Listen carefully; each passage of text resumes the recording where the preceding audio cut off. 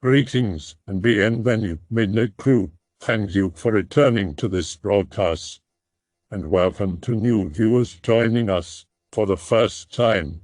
If you like a video, then feel free to subscribe. I'm Indian American. My family lived in the States, but we would go to India every summer to visit relatives. Up until this point, we had always stayed in Bangalore and made day trips to a village not far outside the city to visit my uncle's family.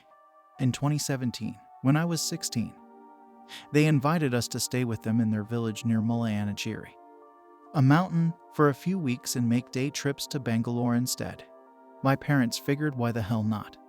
It would give us more family time and would be less noisy and busy than the city. Now my uncle's son, Pratap, was fairly rebellious and had rejected his parents' attempts to arrange a marriage for him with a girl from the same village and caste for years. He didn't want an arranged marriage. He wanted a love marriage, and he held out for years, having one brief chaste relationship after another with girls from Bangalore that never went anywhere and fizzled out before reaching a point where he could introduce them to his family. By this point, he was desperate and at least partly driven by horniness to find a wife. It seemed he might soon give in to his parents' wishes and meet with a girl they thought would be a good match for him. However, after they arranged for the two to meet, he had cancelled on them and told them he found a girl named Rupana he was serious about and that he wanted them to meet her instead. This all came about, my parents said, because Pratap had seen his older sister Savrita married off in an arranged marriage to a man that at first had seemed kind and upstanding, but had later been outed as a violent alcoholic. He killed her and then himself one evening after she chastised him for his heavy drinking. Just a few years prior, Pratap didn't want to make a mistake by marrying a chameleon. We got there while this was unfolding, after he had cancelled and before the meeting with his new girlfriend. It was late at night when we got into the village after taking a taxi from Bangalore, which had itself followed a non-stop flight from Chicago into Bangalore. My dad and mom set up in a spare room and I got the couch. It was dead quiet at night out there.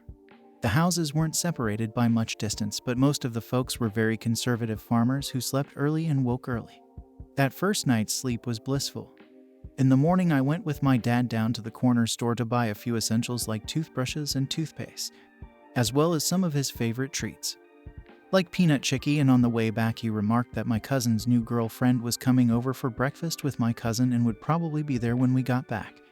We passed our uncle on the way back delivering our dirty laundry, and their own, to the local Dubai washer man. He told us Pratap was home with his girlfriend and to expect breakfast. Sure enough, when we got back, the smells of masala dosa, idli, vada and black tea greeted us, along with a woman we had never seen before. A beautiful woman, well out of my cousin's league. She was standing beneath the tree in my aunt and uncle's small yard that Pratap, his sister, and I had all played on when we were young kids during my summer day trips to their village. Pratap was there with her, and they were talking with my aunt. The first few minutes I laid eyes on this woman are seared into my memory alongside a peculiar feeling.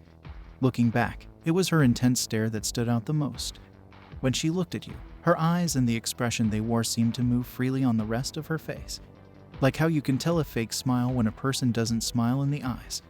Her fashion was out of place too. She was wearing boots, which was unusual for anybody over there.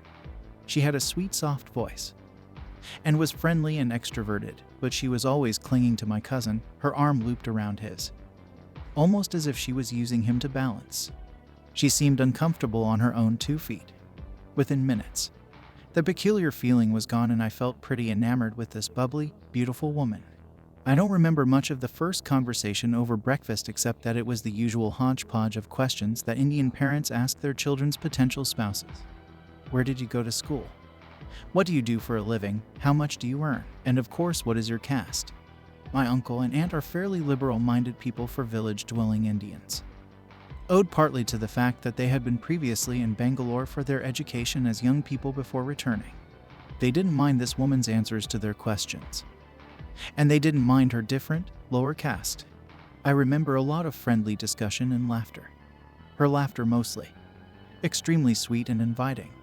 I soon forgot her strangeness and felt a twinge of jealousy over my cousin's relationship with this beautiful, sweet girl.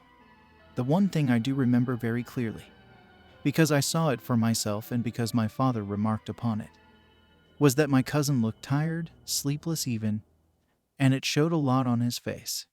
Bags under his eyes, faint wrinkles, and so forth. My father asked him if he'd been getting enough sleep. Wink. Wink, nudge nudge, and my uncle hushed my father. Prathap just replied that he had been sleeping extremely well and he must just need to freshen up a bit. When they left around noon, my uncle and aunt remarked that she seemed very sweet and a good match for my cousin, but that they think he should meet the girl they had set up for him first before he makes a decision. My dad wasn't really interested in his nephew's love life and made plans for us all to find a restaurant in the village to eat. Or else we would take a taxi back into Bangalore and then rickshaw around looking for a good place to get our grub. My uncle said there would be no need for that. There was a little outdoor market in the village where we could get lunch, so that's what we did. We stayed there most of the day chatting about nothing important and enjoying the fresh air, and when we got back to my uncle's house the sun was setting. We had been eating all day, so none of us was hungry. So we had some tea and relaxed in front of the TV watching ridiculous Kannada movies. Near midnight my uncle and dad retired to bed and I turned off the TV and curled up on the couch not long after. My aunt and mom were long asleep. It couldn't have been any later than 3 in the morning when I woke up and needed to take a piss. Their bathroom wasn't inside. Like many Indian village homes, they had an outhouse with a floor toilet like the kind that is common across Asia. I stumbled out into the quiet dark and clumsily slammed shut and latched the door of the outhouse behind me, hoping I didn't wake anyone sleeping inside. I relieved myself and turned around to unlatch the wooden door to the outhouse and beat my retreat back inside when I saw movement through the gap in the door. In the faint light of the moon, I caught a glimpse of the color and texture of brown skin through the gap, and could tell the movement was very near the door. The next moment, the same moonlight illuminated an eye peering through the gap as whoever was standing on the other side attempted to pull it open. I heard a raspy, high-pitched woman's voice say something in Kannada that I couldn't quite make out. I was so startled by the gaze of a stranger and the sudden, forceful attempts to yank the door open that I yelled out loudly, "What the fuck?" and must have woken up my father, because I heard the door to the house open again and he came out asking if I was all right. The eye, and whoever it belonged to, had vanished into the night. I unlatched the outhouse door when I heard my father's voice nearby and stumbled over to the porch where he was standing. He asked me what was up and I relayed to him the encounter I had just had. He cocked an eyebrow while listening and then said, "You were probably just half asleep." By this point the adrenaline was wearing off and I asked him about what I thought the figure on the other side of the door had said to me. Sundara. I didn't speak any Kannada. I regret not learning, but my parents never spoke it at home except in India. My dad told me it means handsome and laughed. Even in your nightmares, the girls are eager. I didn't find his jokes about it funny, and I was still shaking a bit from the encounter. We went back in, locked the door, and went back to sleep. It took me an hour to fall back asleep, aided by the last remaining bits of jet lag. The next morning Prathap came over for breakfast again, this time without his girlfriend. He looked even more haggard than before, like he had been under an extreme amount of stress. In his hair I caught the glimmer of a bit of gray. His parents asked him to meet with the girl they thought would be good for him, and after much cajoling he finally relented and was convinced. My uncle asked him where his girlfriend was and he said she had gone back to her village up Mullayyanagiri for a few days to see her parents. My parents and his parents exchanged skeptical glances. After Prathap left I asked them what that had been all about, and that's when my aunt and uncle told me that there are no villages up Mullayyanagiri and that Prathap must have misheard his girlfriend. I shrugged, but my parents seemed uneasy when before they had been fairly lighthearted. The meeting my aunt and uncle set up for the coming Saturday was 3 days off. The day before the meeting my aunt and uncle received a frantic, shrill phone call that I later learned was from the mother of the woman Prathap was to meet. She was in a panic and crying as she asked my aunt if she had seen her daughter recently. It turns out the daughter had gone for a walk to the village well earlier in the day and had not returned. Her bucket was found overturned beside the well, its water spilled. In the mud near the exterior of the well were found a single pair of footprints, leading away from the well. The village headman was going house to house and organizing us into a search party. Prathap was at home at this time and we all joined in the search but turned up nothing. The disappearance of this girl cast a shadow over our trip and we felt uneasy staying in the village, so my dad made arrangements for us to leave on Monday. It was Friday night. Prathap left early the next morning before I got up, as his GF was back in the village and the two of them took his moped into Bangalore. It was a nearly 5-hour trip, but he could not be dissuaded despite the recent tragedy. We watched him ride off to pick her up and figured we wouldn't see him again until after we had made our way to Bangalore. I told my dad I was going out to the corner store for some soda and chips.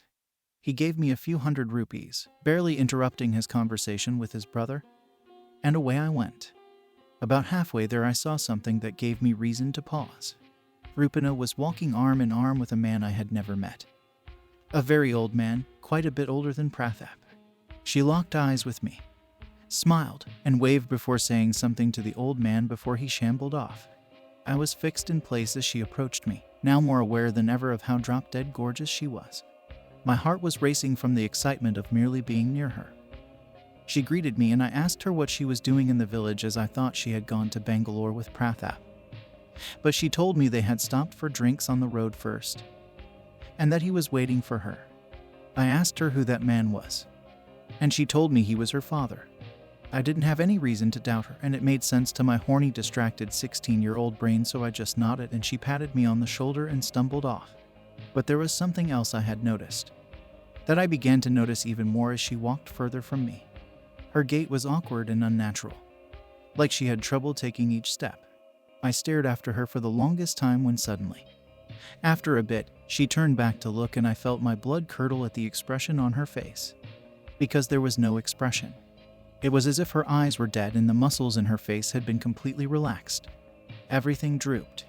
But I remember the face she wore when she saw that I was looking. It transformed into the most sinister, wolf-like stare I had ever seen, as the skin pulled back well beyond its normal tautness.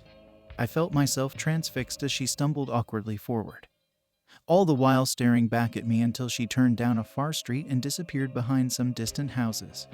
I didn't dare turn my back until she vanished. Then I booked it back home empty-handed. When I stumbled inside, I found my parents and aunt and uncle in an excited state.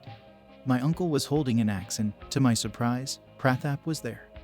They were heatedly discussing something in Kannada for a few minutes before they noticed I was home. It was then that my parents filled me in. Prathap had not gone to Bangalore with Rupina. He had left on his moped to pick her up for the trip but had caught her in the company of another lover, a man much older than himself. They had argued and she told him he would get over it soon enough and accept her for who she is. She told him that her love with Adesh was true love like what they had and he should understand. Prathap, upon hearing this, had come running back home and left her there with the old man. Then my uncle informed me that the much older man, Adesh, was the name of a teenage boy who had gone missing from the village just 2 years before after he went up Mullayyanagiri by himself one afternoon. That upon hearing of his decrepit, elderly appearance and bearing in mind Prathap's more and more haggard look, they had finally asked him if he had been sexually active with Rupina, which he replied in the affirmative. They then knew. Knew what? I was left hanging for a moment before my uncle told me that Rupina was not a living woman. The way she walked, her uncanny beauty, and the way that any man who touched her ripened like a fruit left out in the sun, gave away her true nature. She was a Churel, the vengeful spirit of a wronged woman, and they were going to kill her. Either they were very crazy or they were very right, and I was torn between both possibilities. I voiced my doubts and my uncle glanced out the window at the tree in their yard, the same tree that Savrita, Prathap, and I had climbed and laughed on together as children. He showed me the axe in his hand. We will find out the truth soon enough. And out the front door he went, making a beeline for the tree where he swung the axe back and then toward the tree. I shit you not, the moment that axe wedged itself into the trunk of that tree, a shrill wailing started up in the distance toward the mountain. This only seemed to further excite my uncle as he swung furiously at the groove in the tree again and again, until he had nearly worn through it. With each swing the wailing drew closer, but was still distant enough that we could not witness its source. The wailing was at its height now, and some villagers, including the headman, had gathered to watch my uncle cut down the tree. I'm sorry, Savrita. I'm so sorry. Forgive me, he kept saying in Kannada, later translated by my father to me. When the tree was felled, the wailing stopped abruptly and my uncle, covered in sweat, collapsed at the stump and cried. His wife joined him and they cried together there. Thankfully, nothing else came up over the rest of the weekend, and on Monday we took a taxi into Bangalore. We did not see Rupina again before we left, and as far as we know she was not seen in the village again after we had gone. We didn't make any more trips out to the village while we were there. and I haven't been back to India since. I saw my aunt and uncle one last time when they came to Bangalore with Prathap to see us off the day of our flight back. Last I heard, Prathap is happily married to a woman from the same village, of the same caste, in a union arranged by their parents. I hope that you enjoyed tonight's broadcast. If you enjoyed tonight's story, then please subscribe to the channel as more green texts will appear daily. A new broadcast will appear when the clock strikes midnight Central Time.